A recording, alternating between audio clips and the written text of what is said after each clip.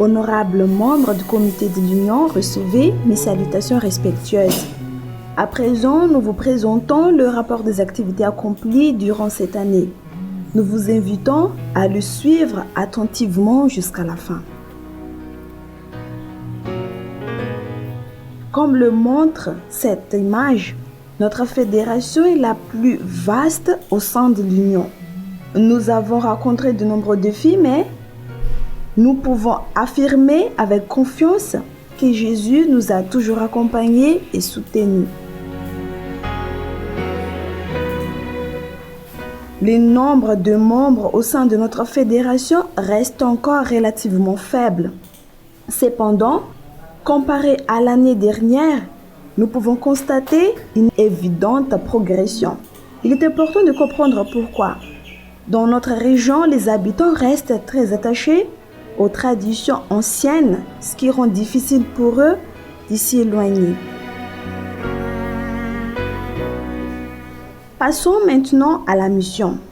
Même si nous avons rencontré plusieurs défis, il est clair que nos membres ont travaillé avec dévouement et ont pleinement participé à l'Impact 2025.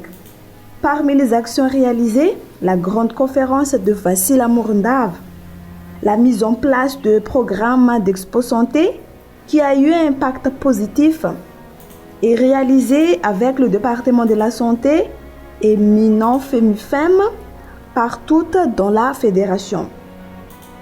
La pénétration auprès de jeunes faite par le ministère de la Jeunesse adventiste, l'utilisation efficace des réseaux sociaux Facebook, la transmission de messages évangéliques via la radio Oasis Tuléar.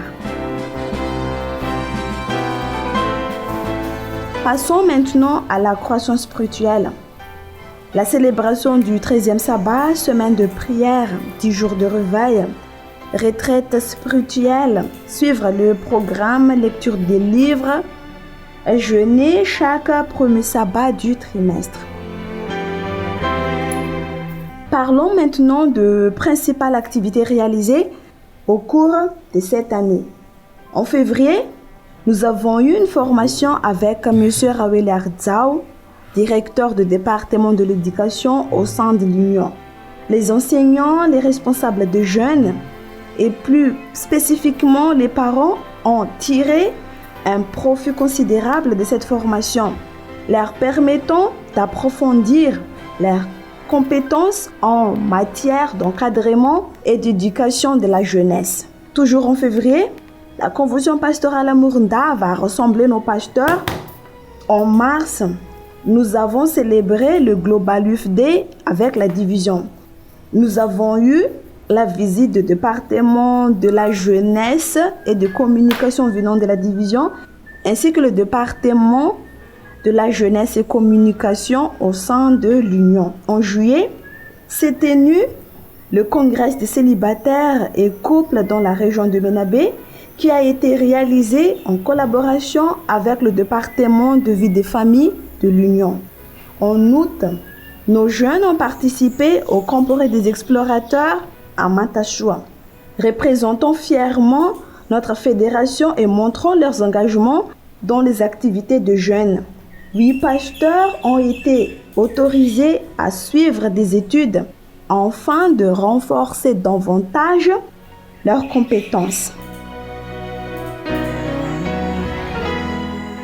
Nous rendons gloire à Dieu, notre guide et notre soutien dans chaque pas de cette mission. Sans lui, rien de tout cela n'aurait été possible. Nous adressons également nos sincères remerciements aux administrateurs de toutes les instances supérieures pour leurs encadrements et leurs conseils constants. Nos directeurs de département méritent aussi toute notre gratitude pour leur disponibilité et leurs engagements. Un grand merci aux pasteurs de la FMSO et aux prédicateurs venant de la division qui ont consacré leur temps et leurs énergies pour renforcer la foi et la formation spirituelle de nos membres. Enfin, merci à tous les membres de la FMSO pour leur dévouement, leur unité et leur persévérance. Que Dieu nous bénisse abondamment pour tout ce que vous faites dans son œuvre. C'est ainsi s'achève notre présentation et merci de votre aimable attention. Que le Seigneur nous bénisse tous.